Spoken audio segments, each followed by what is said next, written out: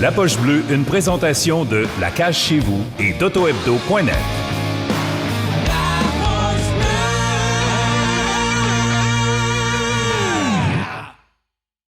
Salut Kevin!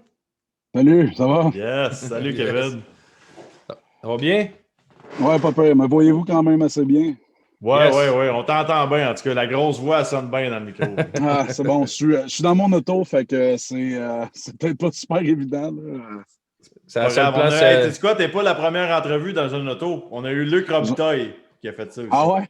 Ouais. Ben moi, j'ai 4 chiens, 5 chats puis 2 enfants en dedans. Fait que si je veux avoir un peu de silence pour vous parler, là, c'est la meilleure option. Ils t'ont chipé dehors, hein? Ils ont dit ah ouais, dehors, le père.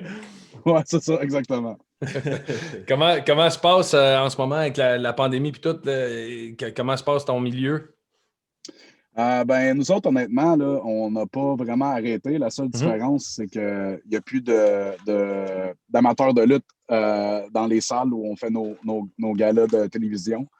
Ils ont construit un immense mur avec des écrans partout pour que les gens, dans le fond, c'est un peu comme on fait en ce moment, les gens joignent par Zoom, par Internet, puis ils peuvent se voir sur le background pendant qu'on lutte. Ils peuvent se spotter sur les écrans en arrière. Fait que c'est comme si on avait une foule qui nous regarde en direct, mais on ne les entend pas, par exemple. Il n'y a pas personne qui. On n'a pas l'audio de leur réaction. Mais regarde, on fait de notre mieux, puis il y a des millions de téléspectateurs à toutes les semaines quand même. Fait que c'est là-dessus qu'on se concentre, même si on n'a pas la chance d'avoir un public en direct. Là. Mais justement, on entendait des joueurs dire dans la bulle, c'est tough, on a moins. Vivez-vous ça aussi? T'sais, oui, on doit être sur écran, mais tu n'as pas le son, tu n'as pas le vibe. Est-ce que c'est plus dur d'être dedans? Ben, je suis sûr que pour certains des gars avec qui je lutte, qui ne sont pas habitués à lutter en avant des petites foules, c'est probablement difficile. Mais moi, avant de me rendre à la WWE, honnêtement, j'ai lutté pendant 15 ans partout dans le monde. Puis des fois, je me rappelle un gala qu'on avait fait à Marieville, dans ma ville natale. Il y avait 23 personnes dans la salle. Fait que, tu sais, c'est comme, c'est pas quelque chose qui m'intimide trop, là. Moi, je me rappelle, dans le fond, ce que je garde en tête, c'est justement qu'il y a des millions de téléspectateurs qui regardent à la maison. Puis aussi, j'utilise comme les caméramans puis les gens de la production qui ont vu, regarde, des galas de lutte, ils en ont vu à la tonne dans les dernières 20-25 années qu'ils travaillent là. Fait que j'essaie de les utiliser, eux, comme foule en direct pour essayer de me motiver. Fait que pour moi, c'est pas trop pire, mais il y a des gars qui ont fait le transfert d'une carrière, mettons, dans le football ou des trucs comme ça pour devenir lutteur.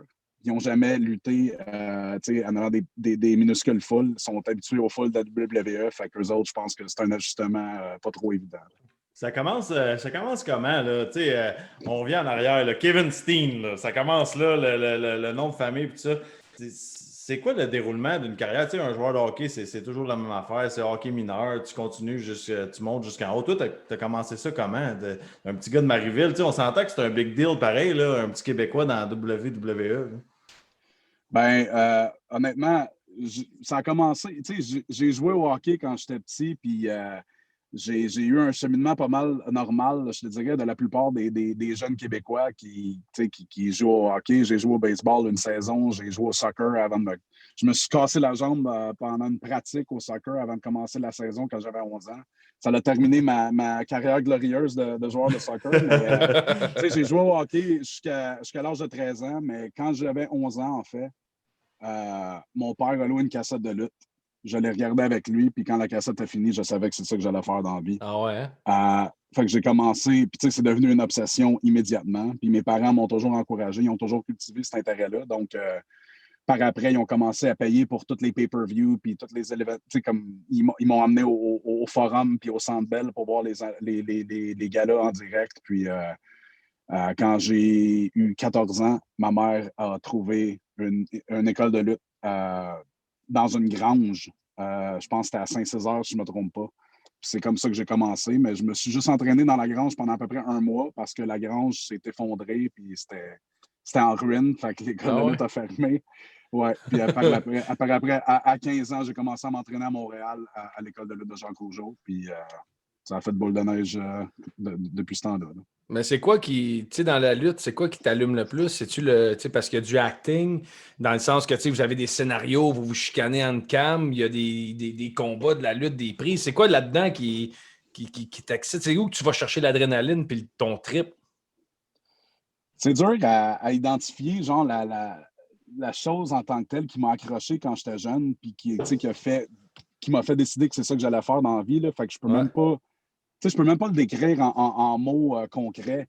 Mais tu sais, il y a quelque chose, là, la réaction de la foule, évidemment, quand tu as une foule en direct, on a la chance d'en avoir une.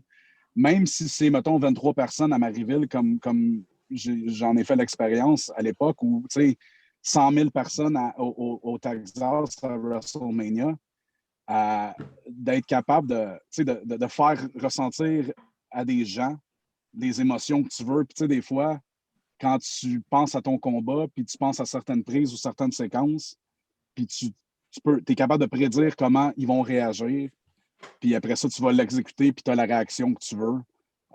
C'est un feeling vraiment spécial, tu sais. Puis surtout quand tu finis ton combat, puis tu vois que ce soit, ça dépend de l'émotion que tu veux chercher, là, mais que ce soit la joie ou les gens sont fâchés, si tu as réussi à accomplir l'émotion que tu voulais, c'est vraiment spécial. C'est la meilleure façon que je peux décrire ça.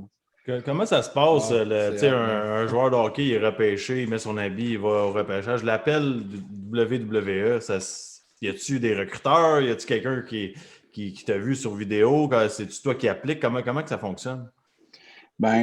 Pour moi, il y a plein de cheminements différents.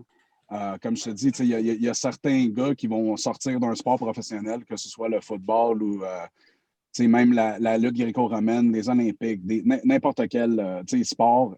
Évidemment, les recruteurs vont rechercher des athlètes. Fait que, il y en a qui ont un cheminement un petit peu plus facile, qui se font offrir un contrat. Puis, c'est des gars qui n'ont jamais regardé la lutte ou des filles qui n'ont jamais regardé de lutte, qui n'ont jamais pensé à la lutte, qui n'ont jamais été amateurs de lutte, mais quelqu'un les voit, puis ils pensent qu'ils seraient peut-être un bon candidat pour devenir lutteur. Fait qu'ils leur offrent un contrat, puis ensuite, il y a le centre de développement qu'on a à Orlando. Fait qu'ils commencent à s'entraîner là. Moi, j'ai commencé à lutter sur le circuit indépendant, les petites ligues, comme je parlais, celles avec qui j'ai fait le gala à Marieville, ou partout dans le monde. J'en ai fait à Montréal, j'en ai fait à Québec, j'en ai fait en Ontario, puis éventuellement, après environ 4 ans après avoir roulé ma bosse pendant à peu près 4 ans au Québec, j'ai commencé à avoir la chance d'aller lutter aux États-Unis. Puis j'ai fait le tour des États-Unis. Par après, je suis allé en Europe, au Japon, tout pour des plus petites compagnies de lutte, toujours dans le but de me rendre à la WWE. Mais je n'ai pas eu de contact avec la WWE avant 2014. J'ai commencé à lutter en 2000. Donc, ça m'a pris 14 ans. Wow. Ça m'a pris 14 ans avant de rentrer en contact avec eux. Puis, dans le fond, c'était juste pour moi mon plus gros. Mon plus gros. Ma stratégie, c'était de faire le plus de bruit possible pour qu'éventuellement, il n'y ait pas le choix de rentrer en contact avec moi. Fait que, j'ai fait mon nom sur les circuits indépendants aux États-Unis, puis éventuellement, c'est ça qui est arrivé. J'étais assez important sur les circuits indépendants, qu'il y avait assez de monde qui connaissait mon nom et qui savait j'étais qui, que c'était le temps de voir si je pourrais faire l'affaire à la WWE. Là. Mais comment on devient important? C'est-tu par la qualité de nos moves, par la qualité de. C'est comment qu'on dit ce gars-là, il va monter? Ou nous autres, on regarde un gars, il est vite, il y a un IQ, il y a un lutteur, tu dis quoi? Ça aussi, c'est une autre facette de la lutte qui est intéressante parce qu'il y a plein de gars qui vont avoir différentes façons de se faire valoir, que ce soit des gars qui sont très bons au micro, ou tu parlais tantôt qu'il y a un jeu d'acteurs qui vient avec ce qu'on fait. Il y en a qui sont meilleurs acteurs que d'autres. Il y en a qui sont en meilleure shape physique que d'autres. Puis il y en a qui sont capables de faire des manœuvres dans le ring que, regarde, c'est incroyable à voir. Ouais. Fait que, il y a plein de façons d'attirer l'attention des grosses ligues, de WWE en tant que telle. Mais ce qui est important, je dirais, c'est d'être persistant et de jamais lâcher parce que c'est vraiment pas un parcours facile. Même pour les athlètes qui sortent d'une profession ou d'une discipline qui se font offrir un contrat à la WWE, c'est pas facile pour eux autres non plus. L'entraînement qu'on fait, puis le cheminement juste pour se rendre à la télévision, c'est rough. Là. Faut que tu le veuilles. Faut que tu le veuilles, puis il faut que tu sois prêt à faire des sacrifices pour travailler en maudit. Fait que pour C'est quoi la routine fight day? Là, c'est-tu pratiqué d'avance chaque move ou tu y vas avec le flow puis les deux lutteurs ils ont leur power moves? Comment ça fonctionne? Parce que Chris, c'est bon ce que vous faites, mais ça doit être de la pratique en tabarouette, non? Ben, honnêtement, je pense que le monde serait vraiment surpris à quel point on pratique pas, en fait. Ah ouais, hein? Ouais, parce que, tu sais, rendu au niveau où on est, la plupart des gars avec qui je lutte, ça fait, tu sais, au moins 5-6 ans qu'ils luttent. Moi, ça va faire 21 ans au mois de mai. Ouais. Puis, tu sais, dans la WWE, veux pas, la plupart, là, je peux pas parler de toute la gang parce qu'il y en a qui sont moins habiles que d'autres, comme dans n'importe quelle facette de la vie, des sports ou n'importe quoi d'autre. Mais la plupart des gars avec qui je lutte, c'est des athlètes puis des lutteurs de classe exceptionnelle. Ouais. Donc, avec tous les shows qu'on a fait, tous les combats qu'on a dans notre expérience, généralement, on parle un langage qu'on est presque capable de on n'a pas besoin d'aller dans un ring pour pratiquer une certaine manœuvre ou une certaine séquence. On est capable de la dire, puis on sait exactement comment l'autre va réagir ou comment l'autre va bouger à un certain temps. Je pense que ça devient un instinct après un petit bout, là. Fait que c'est ça. C'est bizarre parce que ça fait deux... on avait Cynthia avant qui était en Monster Truck. Ouais. Puis elle aussi, la même affaire, pas de pratique. Ça m'étonne tellement parce que ça a l'air probablement des deux choses que tu as le plus besoin de pratique dans le monde. Ouais. C'est drôle en plus parce que j'écoutais votre entrevue avec Cynthia tantôt, puis j'adore Monster Jam. J'y vais toutes les années avec mon gars. Puis aujourd'hui, la pré-vente pour les Monster Jam qui s'en viennent au mois de février à Orlando commençait aujourd'hui. Puis quand j'écoutais son entrevue, je me suis rendu compte que hey, j'ai pas acheté mes billets. Fait que pendant que j'écoutais mon entrevue, j'étais allé acheter les billets pour Monster Jam. Mais, ça va être un Monster Truck avec Kevin Owen puis la poche bleue. Moi, je pense que j'y vais, moi. C'est en février. Ouais. Ah, on peut pas. Ouais, c'est ça. C'est ça le problème. Le problème ou l'avantage. En Floride, tout le monde fait comme si le coronavirus, ça n'existe pas. Fait que, à part porter un masque, on n'a pas grand restriction. Mais fait que c'est ça, tu sais, c'est. Regarde, de ne pas pratiquer comme ça, des fois, ça peut être surprenant, comme avec Cynthia. Tu sais, c'est que tu t'attendrais à ce qu'il y ait beaucoup de répétitions, mais. Ça vient juste une seconde nature après un bout, je pense. Est-ce que c'est parce que c'est trop dangereux pour le risque de blessure? Tu sais, je te fais une pirouette de la 3e corde, puis tu tombes... tu sais, le monde, des fois, il dit « Ah, mais Chris, fallait le saut, puis tombe sur le dos, sur la planche de bois. Je peux te dire que ça fait mal, ou sur les tables, ou peu importe. Là. Tu peux pas pratiquer ça. Là. Le risque de blessure est bien trop grand, puis le corps peut pas prendre autant d'impact. Là. Non, c'est ça, les stéréotypes que les gens ont à travers la lutte, parce que c'est arrangé. J'en ai entendu à la tonne à travers ma carrière, mais regarde, je te garantis que quelqu'un rentrerait dans un ring puis ferait ce qu'on ferait. Puis regarde, on a eu Ronda Rousey qui s'est jouée à la WWE il y a quelques années. Puis même elle le faisait une fois par semaine, peut-être 2 des combats. Puis même elle me disait à quel point elle était épuisée puis à quel point c'était rough. Puis on a fait je me rappelle, elle est venue avec nous sur une tournée en Europe où c'était 14 soirs dans 14 pays différents. On lutte, on prend l'avion, on prend l'autobus, on lutte, on prend l'avion, on prend l'autobus, non-stop. Puis, regarde, je te dirais, rendu au 5e show, elle était brûlée bien raide. Puis ça, c'est sans compter, je te parle même pas du niveau de performance physique dans le ring. Là. C'est juste le voyagement puis tout. Fait que, regarde, il y a beaucoup de gens qui ne respectent pas le monde de la lutte. Mais je pense que regarde, tu rentres dans un ring pour 1 minute. Mais là, nous autres au hockey, là, on voyage 2 games en 4 soirs et on est en train de virer fou. Carey Price, il n'a pas gaulé le 3e game en s'asseoir. Vous autres, vous faites comment? Il doit y avoir des anecdotes incroyables sur la route. Là, ça doit être fou, là, votre vie. Là. Ben, je te dirais que dans le passé, j'en ai entendu des histoires là, sur les lutteurs dans les années 80-90, le style de vie qu'eux menaient, c'est très différent d'aujourd'hui. Surtout moi, regarde, je suis pas un gars qui boit, je sors pas. J'ai ma femme puis mes enfants à la maison. Quand je finis mon show, je veux m'en aller dans ma chambre d'hôtel, les appeler, leur parler. Euh, mais même si j'étais un gars qui était plus de party, je te dirais qu'il n'y en a pas vraiment de party. La plupart du monde sur le roster sont tranquilles, puis on est pas mal tous pareils. Mais à l'époque, regarde, il y a encore des gars dans notre vestiaire maintenant, comme Randy Orton. Lui, il était là, mettons, en 2002-2003. Puis lui, il y en a des histoires. Puis des gars comme John Cena, c'est à peu près la seule personne en tournée avec qui j'ai accepté de sortir. Puis de sortir, je me suis assis au bord de l'hôtel avec lui. Puis on a jasé, puis on a pris une coupe de drink, puis on parlait de la business. Lui aussi, il y en a des histoires assez rocambolesques, mais je te dirais qu'aujourd'hui, le monde de la lutte, c'est vraiment calmé dans les coulisses comparé à 20 ans. Là. Est-ce que c'est comme au hockey où moi, mettons, je vois Wayne Gretzky, je suis comme fuck man, c'est Wayne. C'est-tu la même chose qu'il y a un respect? Tu parles de John Cena, Randy Orton, ces gars-là. Tu vois ces gars-là, même si aujourd'hui tu es rendu au stade que tu es rendu, as-tu le même respect que quand tu étais TQ? Regarde, moi, je vais. Puis c'est drôle, je pensais à ça quand je promenais mes chiens hier. Je vais toujours être un fan de lutte.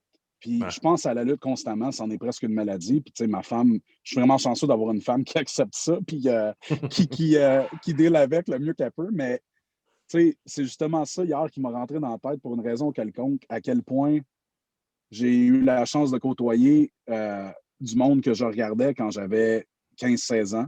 Mm-hmm. J'ai eu la chance d'être dans le ring avec beaucoup d'entre eux.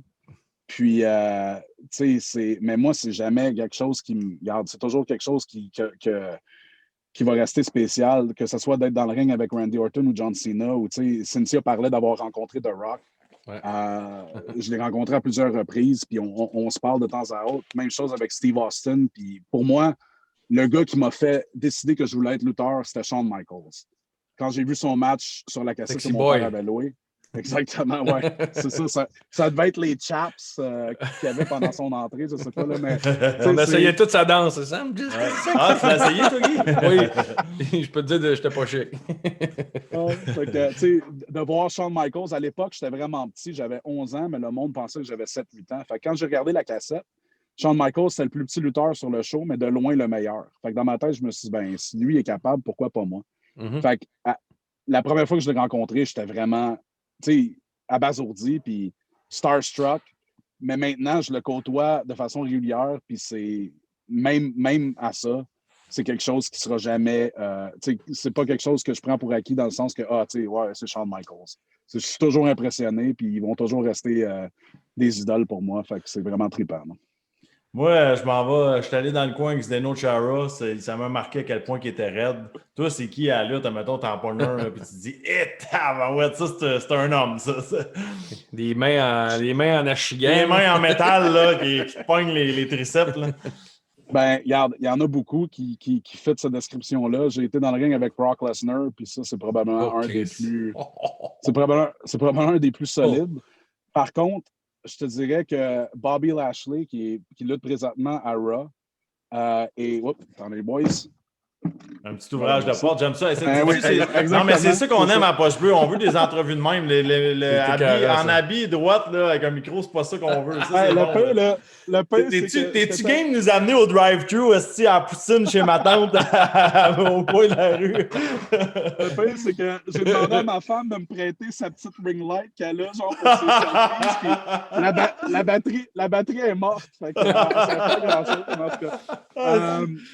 Je me rappelle pas ce que j'allais dire. Ah ouais, Bobby Lashley, lui, regarde, il est super gentil hors du ring, puis c'est un bien bon gars, puis un excellent lutteur, mais Chris, j'ai le choix de ne pas être dans le ring avec lui. C'est ça que j'aime mieux faire parce qu'il est rough. Il est vraiment rough, là.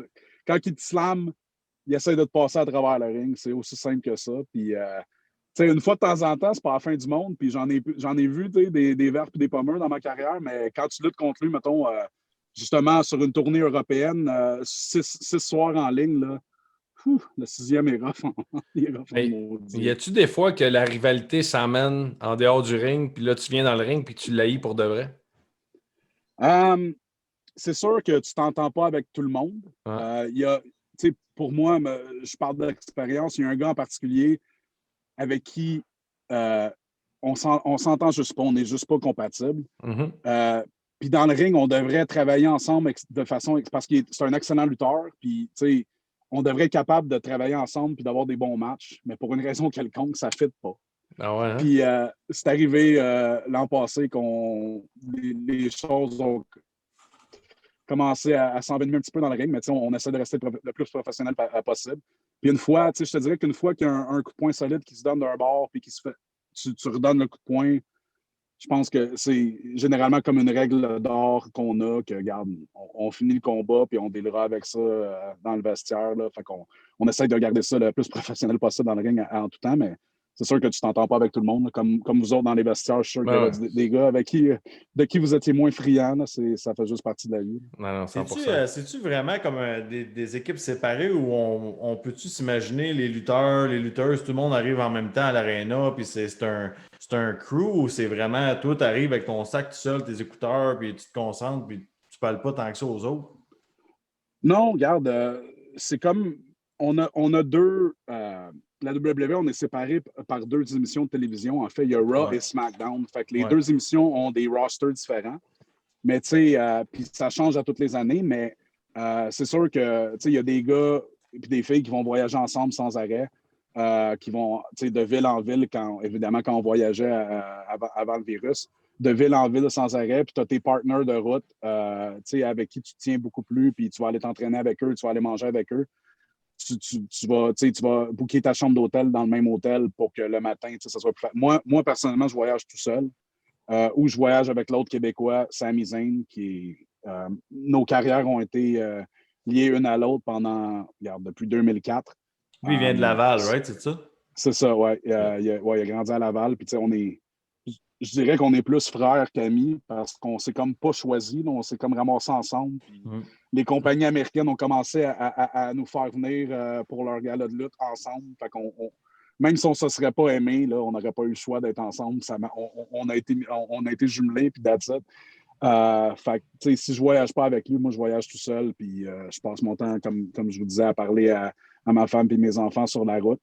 Mais il y en a qui ont leur petite clique puis qui restent ensemble. Là. Mais généralement, quand on arrive au show, tout le monde est dans le même vestiaire. Puis c'est comme.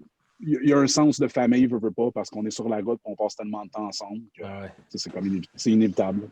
Tu parlais tantôt de tape ou de gars qui veut te passer à travers le plancher, là, mais honnêtement, là, tu marques mon imaginaire là, matin. Là, je reviens dans mes. Ça, je dis à Max, moi, c'est Ultimate Warrior, puis ces années-là, là, quand j'étais plus jeune. Mais admettons, un gars là, Chris, après 15 claques de Ric Flair, tu dois commencer à avoir mal au chest. Regarde, il n'y a rien qu'on fait qui ne fait pas mal, en fait. Ouais, c'est juste ça. Que notre corps s'habitue. Moi, regarde, la première fois que je suis rentré dans un ring de lutte quand j'avais 14 ans, je faisais les chutes que l'entraîneur à l'époque, son nom c'était Serge Jourdouin, un excellent entraîneur, il essayait je faisais les chutes qu'il me demandait de faire puis qu'il essayait de m'apprendre. Puis, regarde, j'en mangeais de la lutte, j'étais obsédé, comme j'ai dit. Ma mère travaillait de nuit à l'époque. J'ai fait le premier cours de lutte dans la grange. Je suis revenu chez nous, puis j'étais tellement brûlé. Tu sais, d'habitude, j'étais debout jusqu'à 3-4 heures du matin. Fait que ma mère me disait, OK, je vais t'appeler à minuit sur mon break pour te demander comment ton cours a été, ton cours de lutte. Elle m'a appelé à minuit, elle m'a réveillé, je dormais, j'étais brûlé. J'ai répondu, elle m'a dit comment ça a été, puis j'ai dit, je sais pas si je vais être capable de faire ça, c'est trop dur. Puis j'ai raccroché, puis j'étais allé. Puis là, elle m'en a reparlé par après, tu sais, à quel point elle était surprise que autant j'en mangeais, puis je voulais être lutteur, qu'après mon premier cours, j'étais tellement décrissé que, mais le lendemain, je me suis dit non, c'est vraiment ça que je voulais. Fait que j'ai mis un matelas dehors, je me suis mis à sauter de ma table de pique-nique sur le matelas pour essayer comme de m'endurcir. Après, à un moment donné, j'ai enlevé le matelas, j'ai commencé à sauter de la table de pique-nique. Ben voyons donc. Regarde, je me rappelle, mon premier cours, c'était un mardi. Le mercredi, j'ai passé la journée au complet à prendre mes chutes et à atterrir sur le gazon. Le jeudi, je suis retourné au ring. Puis on dirait que mon corps s'était habitué. Parce que le mardi soir, là, la tête voulait me fendre, j'avais mal partout. Mais le jeudi, j'étais comme déjà plus habitué au shit. Puis, regarde, quand tu fais ça pendant 21 ans, éventuellement, comme ton corps se conditionne à n'importe quoi, je pense, si tu le fais avec assez de répétition. Puis c'est ça le plus gros problème, je te dirais, en ce moment. On lutte juste une fois par semaine. Puis des fois, sur le show de télévision, j'ai pas un combat. Ça va peut-être être juste une entrevue ou quelque chose comme ça. Fait que je peux passer 2-3 semaines sans faire de chute dans le ring. Là, je suis rendu à 36 ans, fait que me pitcher sur le gazon pour le fun, j'essaie de l'éviter. C'est extraordinaire. Mais regarde, fait que quand tu fais ton combat, là, la première chute est rough quand ça fait 3 semaines que tu n'as pas tombé et que tu n'as pas pris d'impact. Là.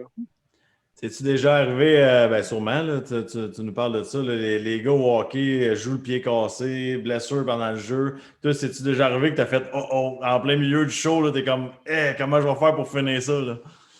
Ouais, ben ma première blessure sérieuse, c'était en 2002. Je me suis déchiré le ligament croisé dans mon genou gauche à 2 minutes après le début du combat. Puis j'ai réussi à finir le match 20 minutes plus tard. Je me suis fait examiner par un infirmier qui était au gala, puis il savait exactement ce que j'avais tout de suite, la façon que le genou avait enflé et tout. Puis en ce moment, je lutte avec le même ligament que je l'avais fait reconstruire. Je me suis fait opérer en 2003. Puis là, à quelque part en 2018, j'ai fait une résonance magnétique pour un problème de genou que j'avais. Puis ils m'ont dit, en passant, ton ligament croisé, il n'est plus là, il n'existe plus. Je ne le savais même pas. Fait que, ouais, c'est ça. Regarde, lutter blessé, ça fait juste partie de ce qu'on fait. Là, mais mettons que tu te blesses gravement pendant un combat, là, y a-tu une discussion en hypocrite avec l'autre, puis tu te dis, hey, ça marche pas. Aussitôt qu'on se fait mal, on laisse notre adversaire le savoir, juste parce que même si c'est pas nécessairement quelque chose qui pourrait finir le combat, il faut que tu le dises à l'autre juste pour qu'il soit conscient du dommage que tu viens de prendre pour pas, si je me fais mal à l'épaule puis l'autre décide que hey, je vais tirer le poignet jusqu'à temps que l'épaule il débarque. Fait que c'est sûr que c'est une discussion qu'on a, puis on le dit à l'arbitre. L'arbitre est toujours en contact avec les dirigeants en arrière. Puis, généralement, ils vont nous faire confiance dans nos habiletés de juger si on peut finir un combat ou pas. Par contre, une des choses qui ne prennent pas de chance, puis c'est normal, c'est les commotions. S'ils pensent que quelqu'un a mangé un coup à la tête, puis c'est trop rough, le combat se termine, that's it. Il n'y a pas de discussion là-dessus. Mais, il termine comment, mettons? Regarde, n'importe quand. S'ils sont capables de faire un compte de 3 rapidement pour que ça se finisse sans dommage, mais généralement, le combat va simplement se terminer ou des fois, il y a des combats à plus que. C'est pas juste 1 contre 1, il y a des matchs par équipe, des trucs comme ça. Ça m'est arrivé l'an passé, d'ailleurs. C'était moi et un de mes coéquipiers contre 2 autres gars. Puis mon coéquipier a fait une commotion en plein milieu du match. Fait quand on a fini, c'est drôle parce que la première partie du combat a eu lieu à la télévision. On est allé à la pause commerciale, mais nous, évidemment, on continue à lutter parce qu'il y a une foule à divertir. Le gars a fait une commotion en plein milieu de la course commerciale. Fait quand on est revenu à la télévision pour la deuxième partie de notre match, j'étais tout seul. Non, j'ai lutté contre les 2 autres tout seul. Parce que mon partner était parti. Fait qu'on a continué le match du mieux qu'on pouvait. Puis c'est ça. Tu parlais tantôt, on n'a pas de pratique. On voit, mettons, je sais pas, le wish list ou voici vers où on s'en va dans le show. Y a-tu une fois que tu t'es dit, Chris, je vais faire ça, moi, là? Dans quel sens? Qu'est-ce que tu veux dire? Ben, je sais pas. Je pense justement, en haut d'une échelle, il faut qu'il me pitche en bas ou je sais que tu as fait un gros move avec les 2 tables, là, que l'autre t'a garoché en bas des 2 tables. On vient de le perdre. Mais ça doit faire peur quand tu vois que tu as un gros move de même affaire. Ben, la seule chose pour ces moves-là, il n'y a jamais personne qui va nous demander de faire ça. Moi, je suis un des gars qui est prêt à faire des trucs comme ça parce que j'ai confiance en mes habiletés que je vais être correct. Puis des trucs je sais pas comment dire ça, des trucs de fou, j'en ai fait dans ma carrière. Fait que, j'ai pas... ça me dérange pas. Fait que quand on a besoin de quelque chose de gros, généralement, ils savent que, Kevin, quand on dit quelque chose de gros, il prend ça à un autre niveau. Fait que, il s'en doute un peu de ce que je vais comme... Mais c'est mes idées, là. Jamais... Mon boss va me demander hey, ça te tente de te faire pitcher en bas de la cage, c'est à peu près 15 pieds, puis tu vas atterrir sur cette table-là. C'est mon choix, c'est ma décision. Mais regarde, c'est pas tout le monde qui ont les mêmes intérêts que moi. Ça se design comment un combat? Tu parles justement là, que c'est ta décision puis tout, mais est-ce que tu t'assis avec l'autre lutteur, le boss, whatever, puis vous dites ça va se passer comme ça? C'est ça que j'ai de la misère à clarifier dans ma tête. Là. Ouais, ben regarde, tout ce qu'on fait, c'est décidé par... Il y a y a un groupe, on appelle ça des bookers ou des scripteurs, peu importe ce que tu veux appeler ça. Ouais, C'est OK. les dirigeants, c'est les gars qui décident ça. Puis Vince McMahon est le top de top, c'est sa compagnie. Il n'y a rien qui se passe à la télévision sans que Vince McMahon l'ait approuvé. Donc, en général, ils vont avoir une idée d'où ils s'en vont avec les histoires, puis qui, dans la compagnie, ils veulent pousser comme la grosse star ou c'est le temps d'amener quelqu'un de nouveau puis de mettre plus d'importance sur ces personnes-là. Donc, ils vont designer une histoire pour essayer d'aider, peu importe c'est quoi le but qu'ils ont décidé. Puis, les combats, ça fait partie de cette histoire-là. Fait que quand je lutte contre un tel, c'est Vince McMahon qui décide qui gagne, qui perd, comment on gagne, comment on perd, puis qu'est-ce qu'il veut qui ressorte du match, qu'est-ce qu'il veut que le spectateur, après avoir regardé le combat, c'est quoi la leçon qu'il va tirer du combat, puis qu'est-ce qu'il va penser de ce gars-là ou de ce gars-là. Fait que, généralement, on reçoit le big picture, on se fait dire c'est quoi le but de l'histoire, le but du match, puis par après, on parle ensemble, puis on essaie de leur donner ce qu'ils veulent à travers notre combat. Puis là, pour ceux qui viennent de nous joindre là, avec Facebook, on est avec Kevin Owens qui nous parle un peu là, des plans de Vince McMahon, justement. Puis là, tu peux nous dire un peu ta relation avec lui? Quand tu t'assieds avec le Big Boss, là, comment ça se passe? Oh, man. J'adore ça. Il a l'air fin. En tout cas, moi, je l'haïs, OK? Moi, je l'haïs. C'est ça le pire, c'est qu'il est fin. Mais regarde, Ouais. j'ai eu des hauts et des bas avec lui dans les 5 dernières années. Là. Selon ce qu'on me dit, d'ailleurs, les gens qui l'ont fréquenté depuis très longtemps me disent qu'il n'y a jamais eu quelqu'un qui a eu une relation avec Vince comme moi j'ai. Dans le sens que il y a des semaines où il m'adore, puis il y a des semaines où il n'est pas super heureux. La différence, c'est que eux, ce qu'ils me disent, c'est que j'ai toujours. Il n'a jamais peur de m'en parler, il n'a jamais peur de me le dire, puis moi, j'ai jamais peur de dire mon opinion. Mm-hmm. Donc, c'est peut-être ça qui entretient le fait qu'on a une relation un peu tumultueuse, mais il y a bien des gars puis des filles dans notre vestiaire qui n'ont aucune relation avec Vince McMahon. Puis c'est sa compagnie. Fait que d'avoir une relation avec lui, c'est primordial. Puis, tu sais, c'est pas toujours positif, c'est pas toujours négatif. Mais je le respecte beaucoup. Puis, selon ce qu'il me dit, du moins, il me respecte beaucoup également. Puis, tu sais, je sais j'ai déjà eu la chance de partager le ring avec lui, pas dans un combat, mais on a fait quelque chose à la télévision une fois, il y a quelques années. Puis, regarde, j'y ai donné un coup de tête, j'y ai crissé un coup de pied dans un côte, puis j'y ai fait un splash du 3e câble. Il avait 72 ans à l'époque. Wow.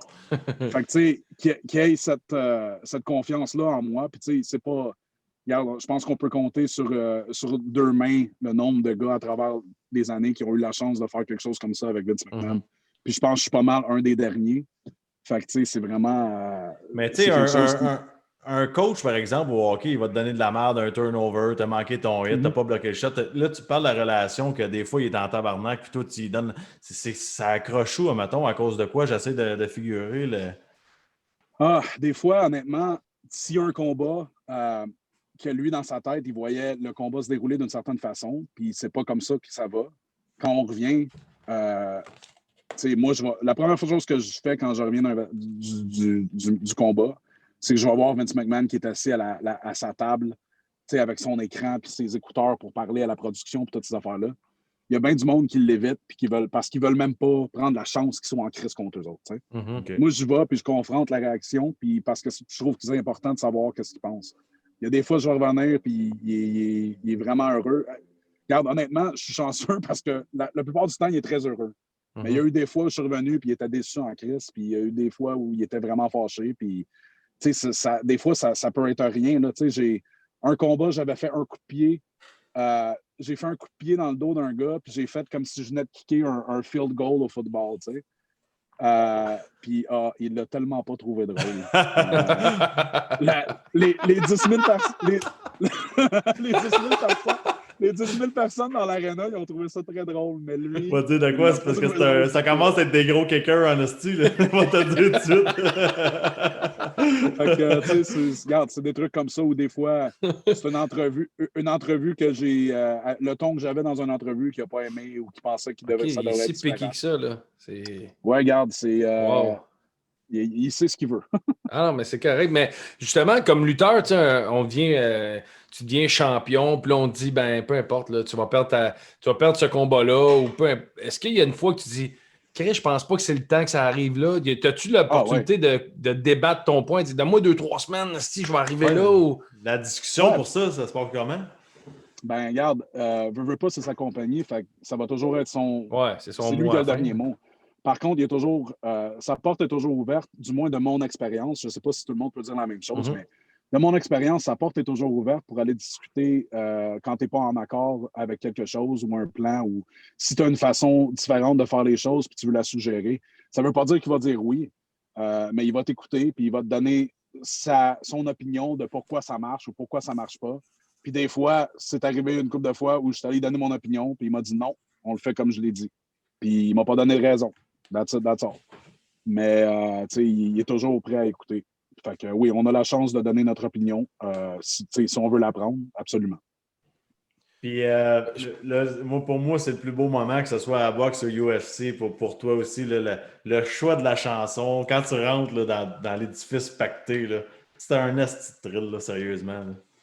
Ouais, regarde, l'entrée, c'est trippant. Puis le choix de la chanson, sur le circuit indépendant, j'ai toujours eu la chance de choisir mes chansons parce que, tu sais, c'est pas quelque chose qui est télévisé, mais à la WWE, évidemment, c'est eux qui produisent ta musique d'entrée.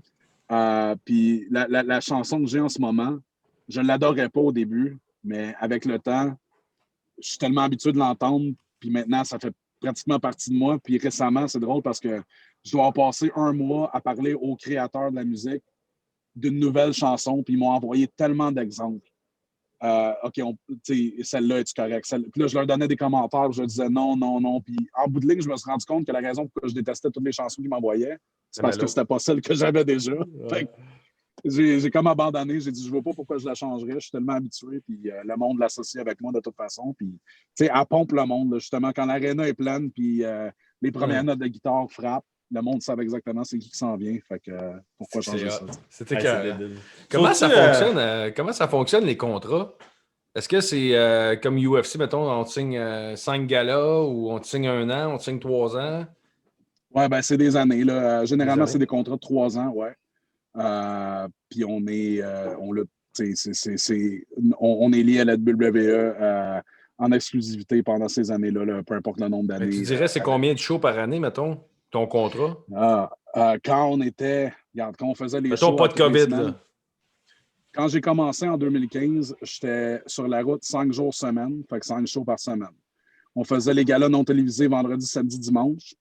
Le lundi, mardi, on avait nos galas télévisés. Je revenais chez nous le mercredi, mercredi midi, mercredi en après-midi après l'avion. Je repartais le vendredi matin pour recommencer le.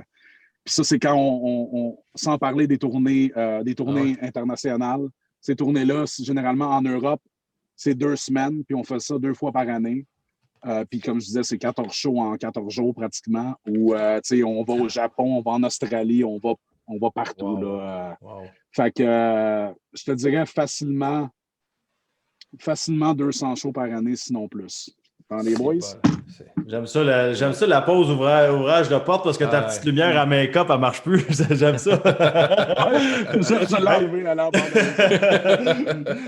Moi, une affaire qui m'intrigue, c'est que tu as beaucoup de fans, tout, ils viennent te voir, le monde capote. C'est quoi le feeling? Les gens, d'une certaine façon, c'est bizarre ce que je vais demander, mais sont attachés au personnage, pas à Kevin Steen, le jeune. C'est-tu bizarre de comme jouer un rôle, mais tout le temps? C'est pas. Moi, je suis un joueur de hockey. Quand je sors de la glace, le monde m'aime, mais Guillaume, la même affaire, c'est pour la personne, mais tout, ça reste accroché au personnage d'une certaine façon. Bien, l'affaire, c'est que l'époque où on est maintenant avec les médias sociaux, puis à quel point la lutte a été démystifiée dans le sens que tout le monde sait que c'est arrangé, puis on n'essaye pas de prétendre que c'est qu'on essaye de se tuer. Puis, même la WWE en tant que telle ouvre le rideau souvent. Si tu regardes le WWE Network, ils ont plein de documentaires qui filment eux-mêmes sur chaque lutteur. Puis c'est leur vie personnelle. Comme le mois passé, j'avais quelqu'un chez nous qui me filmait en train de préparer ma fille pour l'école le matin. Puis, ils montrent tellement le côté personnel de tous les lutteurs et les lutteuses que maintenant, je pense que les gens, c'est facile pour la plupart des gens, parce que c'est pas tout le monde. La plupart des gens sont capables de séparer ce qu'ils regardent à la télévision, puis les gens qui regardent comment on est en vraie vie, dans la vraie vie. Moi, je suis un peu chanceux parce que mon personnage à la télévision, Kevin Owens n'est vraiment pas très différent de Kevin Steen. C'est pas mal proche les deux, là, à part quand je suis méchant, si vous voulez m'appeler comme ça, les niaiseries que je dis, puis les coups de cochon que je fais pour que les gens me détestent, c'est sûr que je ferais peut-être pas ça dans la vraie vie, mais généralement, il n'y a pas grande différence. Fait que les gens m'approchent dans la rue ou en public, puis c'est pas comme s'ils approchaient, mettons, à l'époque, The Undertaker, qui jouait le gars mort, ou peu importe comment tu peux décrire son personnage. C'était probablement un peu plus intimidant d'aller le voir à l'épicerie, mais moi, regarde, le monde ne sont pas trop... ils savent à quoi s'attendre généralement. Là. On a des gros fans de lutte qui nous écrivent, puis le monde, tantôt, tu disais, Vince McMahon, il nous dit quand on sort ce qu'il pense. Là, il dit, comment Vince a trouvé ton match à TLC? Ah, il l'a adoré, celui-là. Ouais? Le dernier pay-per-view qu'on a fait, c'était moi contre Roman Reigns. Un autre combat où j'ai fait, comment dire, pas mal de niaiseries, mais regarde, c'était ça l'histoire qu'on essayait de raconter dans notre combat. Puis non, il était très, très heureux de ce combat. Parce que là, je pense qu'il y a eu un désistement, ou peu importe. Là, tu te retrouves dans un combat last man standing, là, dans un WrestleMania. C'est ça. Je suis pas un. Mais c'est ça que j'ai vu. Puis je suis comme. Quand j'étais jeune, j'écoutais tout ça. Puis c'est hot. L'histoire. Quand Guillaume regardait la lutte en 1986, là, non, mais c'est vrai, pareil, quand tu y repenses. Tu sais, les lundis, on dit, mettons, la NFL les dimanches, mais Chris, les shows, le SmackDown, Raw, vous avez des journées dans la semaine pareilles. Là, quand tu regardes le crowd, le fanbase, c'est énorme. Là. Ouais, regarde, les lundis, c'est Raw. Les vendredis soirs, c'est SmackDown à Fox. Maintenant, il y a même le mercredi, c'est le gala NXT qui... c'est comme la ligue de développement dont je parlais tantôt avec le centre de performance à Orlando. C'est comme les gars et les filles qui viennent de se faire signer ou c'est comme ils se préparent à aller à Raw et à SmackDown. C'est comme un peu le camp d'entraînement, je dirais, mais même ça, c'est à la télé. Fait que c'est comme t'as pas grand chance de faire des erreurs là. Tout le monde te regarde de toute façon. Fait que lundi, mercredi, vendredi, si t'es un amateur de la WWE maintenant, c'est quelque chose que moi. Puis même avec le WWE Network, tu peux regarder n'importe quel show qu'il n'y a jamais eu. Quand j'étais jeune, là, j'aurais tout fait pour avoir ce que les amateurs de lutte ont aujourd'hui.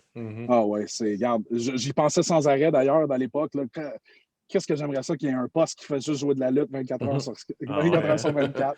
Mais ouais, c'est ça. Fait que le combat, c'est au Royal Rumble, le Last Man Standing. Puis ça fait partie de l'histoire qu'on racontait, le désistement que tu as parlé, puis tout, ça fait juste partie de toutes les histoires qu'on raconte pour amener les gens à regarder les événements. Là.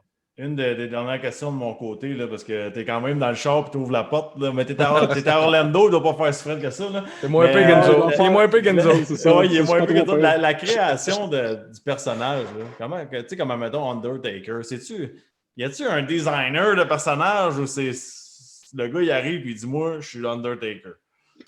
Ben, regarde, tu peux toujours donner tes idées. Par contre, pour Undertaker en particulier, Vince McMahon avait une vision exacte d'un personnage qu'il voulait. Après ça, pour ce cas-là, c'était de trouver quelqu'un qui allait fitter avec sa vision. Par contre, il y a plein de gars qui vont donner des idées, puis des fois, ça va être oui, comme je disais, ça va être non.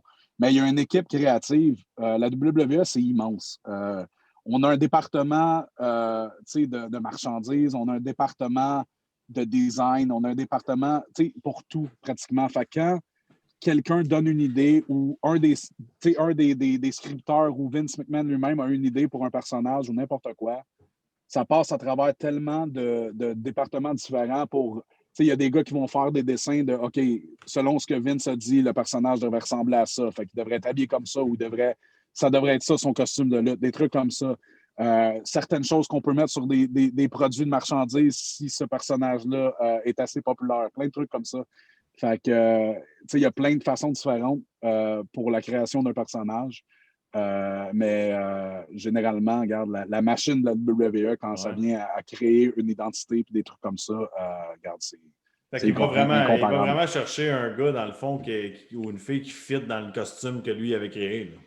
Ouais, c'est ça. Pas toujours, comme je te dis, ça dépend. Lui, comme l'Undertaker, je sais, j'ai entendu des histoires à travers les années. Ouais. C'était sa vision, puis c'est ça qu'il voulait. Comme le Million Dollar Man, Ted DiBiase à l'époque, c'était la vision que Vince avait quand il était jeune, lui, Vince. Puis son père, était évidemment Vince McMahon Sr., c'était le promoteur de lutte. Ouais. Vince, en grandissant, il se disait toujours que lui, quand il allait être lutteur, parce que son but c'était d'être lutteur éventuellement, il allait être Million Dollar Man. Puis ça allait être ça son personnage. Mais évidemment, il a pris le rôle du promoteur, puis il a pris les rênes de la compagnie après son père, mais il y avait toujours cette idée-là. Fait il a choisi quelqu'un pour créer ce personnage-là. Mais c'est pas toujours comme ça. Des fois, c'est des gars et des filles qui amènent leurs idées, puis une fois que l'idée est là, si ça semble quelque chose qui vaut la peine d'essayer, ben la machine se met en marche, puis ça arrive à la télévision éventuellement. Il me reste 4-5 questions. Max a dit qu'il était tanné, là, mais moi. Tu veux, ben là, tu vas pouvoir dire, Kevin, que c'est lui qui t'a écœuré, pas moi. C'est ça. C'est moi le problème. Je finis toujours avant lui, moi. Mais de toute façon, ma femme, elle m'écoute dans la maison à 10 pieds d'ici. Fait qu'elle sait quand je vais rentrer. C'est pas trop. C'est parfait, ça. C'est parce qu'il est sur le Bluetooth, Guy, dans la maison. Mais, tu sais, comme nous autres, au hockey, on signe notre contrat. Mettons, moi, avec le Wild, je signe mon contrat. Ils vendent un chandail de la tendresse. Est-ce que vous autres, vous avez une part ou vous avez une cote sur les ventes de merch? Oui, tout ce que n'importe quoi qui s'achète, même les DVD ou des fois, ou tu sais, les DVD, c'est un peu désuet maintenant, mais ça se vend quand même encore. Puis, tu sais, je vais recevoir comme le breakdown de toutes les royautés. Ouais, c'est ça, des royautés que j'ai reçues. Puis, tu sais, des fois, ça va genre 30 cents d'un DVD par rapport de 1998. Je ne sais même pas pourquoi je me fais payer pour ça. Je n'étais pas là, je n'étais pas sur le show.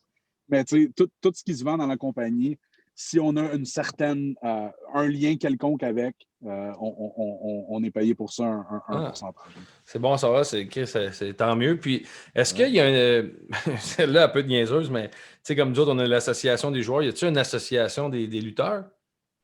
Non, ça, c'est quelque chose qui n'a jamais eu lieu.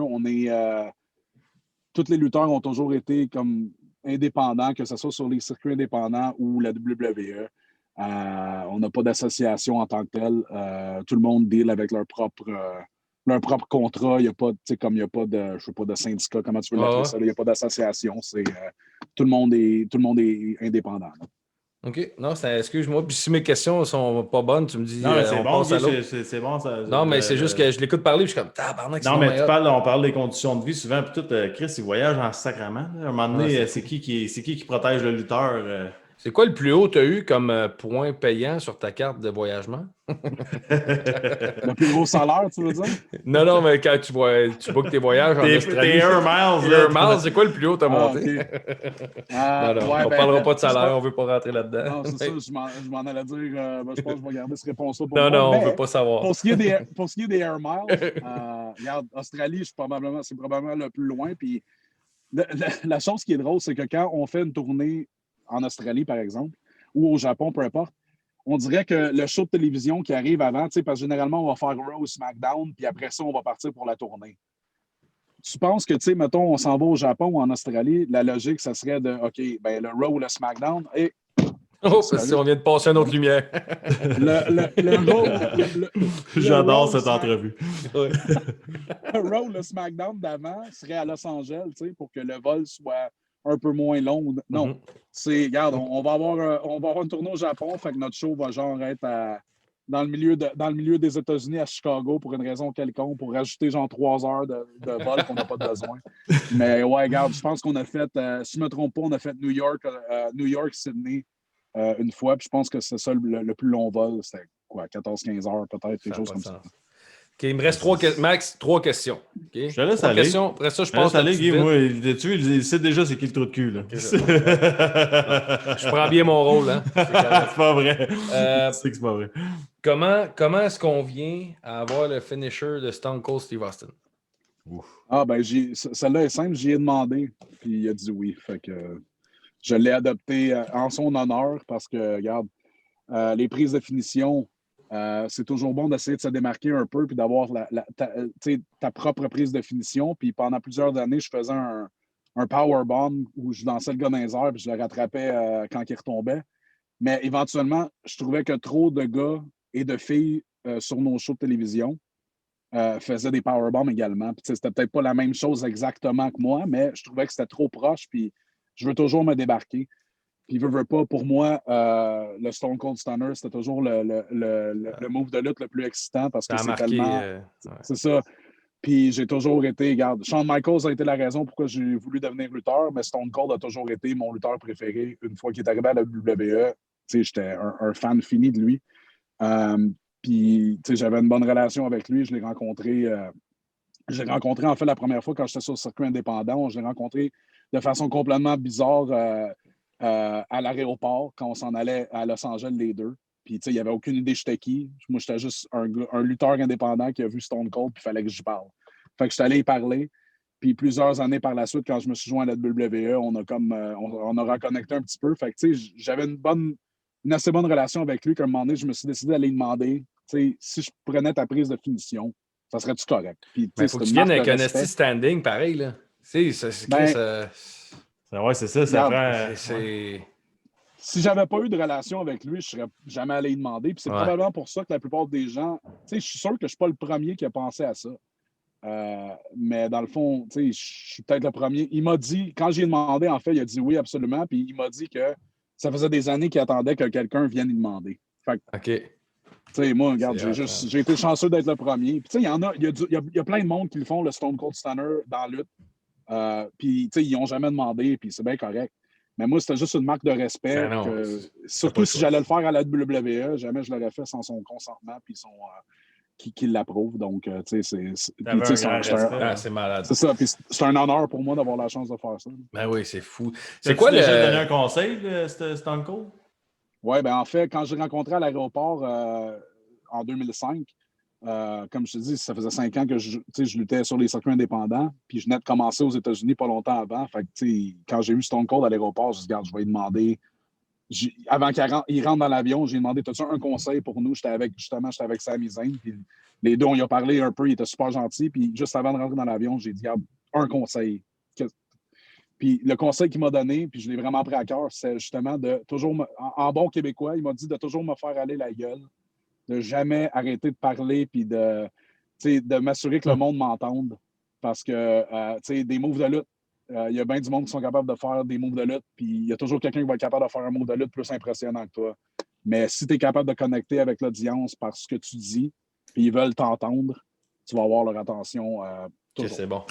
Je l'ai pris à cœur. Non, mais c'est un méchant, honnêtement, c'est un méchant bon conseil. Max l'avait. Pas moi, quelqu'un avait dit à Max quand il est rentré national. C'est ça que mon tour, OK. Hey, le grand, tu sais pas shooter, parle. C'est beau. OK, j'ai 2 dernières questions. Après ça, la petite vite, c'est fini après. OK, dans 10 minutes, t'as fini. C'est quoi le finisher que t'aimes le moins recevoir? Celle-là est dure, mais de loin, je dirais, il y a un lutteur qui s'appelle Cesaro à la WWE. C'est même pas son finisher, c'est ça le pire, mais il appelle ça le giant swing. Fait qu'il te prend par les pieds, t'es couché sur le dos, il te pogne les pieds, puis il commence à swinger. À swinger, ouais. Il est tellement fort, swing pas à peu près, puis son trip, c'est d'essayer de le faire le plus longtemps possible. Puis des fois, la foule se met à compter. Puis il s'est déjà rendu, avec quelques personnes, il s'est déjà rendu à 86 rotations, je pense. Ben non! Moi, je te jure. Puis regarde, les gars qui sont capables de le prendre aussi longtemps, je leur donne tout le crédit du monde. Moi, genre, après 12-13 rotations, je me mets à écrire après d'arrêter. Puis, ah oui, hein? Il dit qu'il m'entend pas, mais je suis vraiment pas si loin que ça. Là. Fait que d'après moi, mais ouais, regarde. Celle-là est ordinaire. Si je peux passer mon tour, là, c'est toujours ça que je fais. Ouais.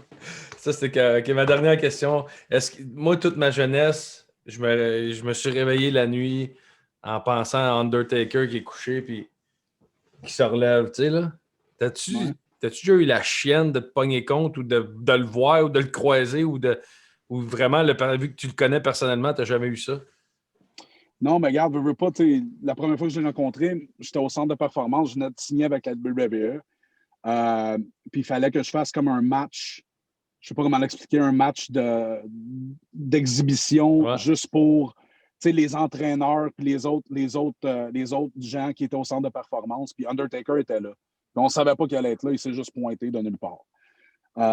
Fait que j'ai fait un match en avant de lui, puis c'était contre un gars qui ne s'est pas rendu à la télévision. C'était, je dirais, en étant le plus respectueux que je peux être, il n'était pas super habile, le gars en tant que tel. Ça faisait pas longtemps qu'il luttait. Puis moi, j'étais vraiment déçu parce que je voulais, vu que c'était en avant de l'Undertaker, j'aurais aimé ça faire vraiment un bon combat. Puis ça n'a pas super bien tourné. Le gars, par contre, il était super content. L'autre gars, là, il disait hey, tout le monde me dit que c'était mon meilleur match à vie. La barre était pas haute, man. Mais, fait que la première fois que je l'ai rencontré, j'étais comme un peu pas intimidé, mais j'aurais aimé ça pouvoir l'impressionner. Puis c'est définitivement pas ça qui s'est passé. Mais par après, une fois qu'il m'a vu lutter avec tous les gars comme John Cena, puis tous les Roman Reigns, puis les Seth Rollins, puis des gars qui avaient déjà atteint un certain niveau à la WWE, puis ils voyaient que j'étais capable de les suivre, puis d'avoir des bons combats contre eux.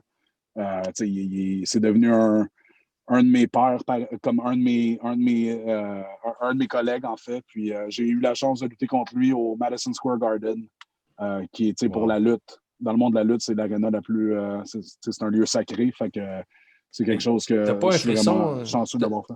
Oui, t'as pas un frisson, t'as pas peur. Tu sais, quand il embarque, Chris, là, je m'excuse, là, j'ai 33 ans aujourd'hui. Il a pas peur, Guillaume, arrête! Je me mettrais au milieu du ring, puis ça part, là, mais c'est ça, c'est son entrée en tant que tel, sa musique, toute l'atmosphère de son entrée, puis la réaction de la foule, c'est vraiment quelque chose d'irréel, puis c'est une entrée que j'ai vue, regarde, des milliers de fois à la télévision, puis en personne, puis d'avoir la chance de le faire, puis de savoir que je vais être dans le ring avec lui.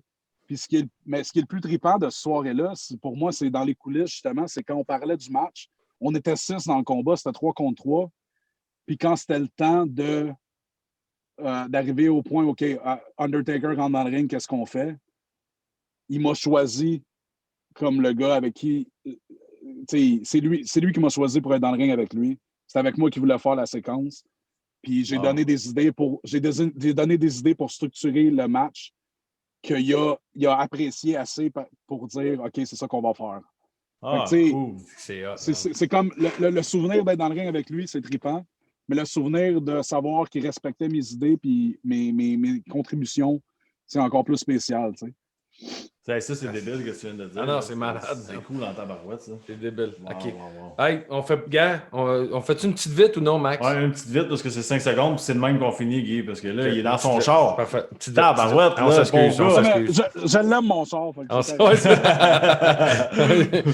T'es-tu fait envoyer là une couple de fois ou. J'ai mon oreiller. Anyway, les bancs ne se penchent pas assez, c'est juste un 2 places. J'adore ça. Si tu avais un foursome de rêve, t'en joues au golf demain matin, tu dis ces gars-là, je veux qu'ils soient là. Je pense que je choisirais Vince McMahon, Triple H, puis mon père. Parce que, d'un, mon père adore le golf, puis je voudrais tellement qu'il puisse rencontrer Vince et Triple H pour pouvoir leur parler. Puis, je sais qu'il est toujours tellement reconnaissant du fait que, je me suis rendu où je me suis rendu, puis je ne veux pas sans Triple H et Vince McMahon, je ne serais pas là. Donc, de pouvoir donner une expérience comme ça à mon père, puis de pouvoir aller côtoyer sur une game de golf, puis probablement rire. Oups, j'en reviens, boys. Voilà. Probablement avoir la chance de rire de Vince McMahon sur le green, ça serait pas pire. Ouais. Quoique, il pourrait rire de moi aussi. Là, je me trompe que je suis pas trop bon non plus. Ma première brosse, quand j'étais jeune, ma première brosse, que je suis plus capable de boire du Goldschlager dans ma vie. C'est bon. Ben chaud, j'avais fait le Triple H.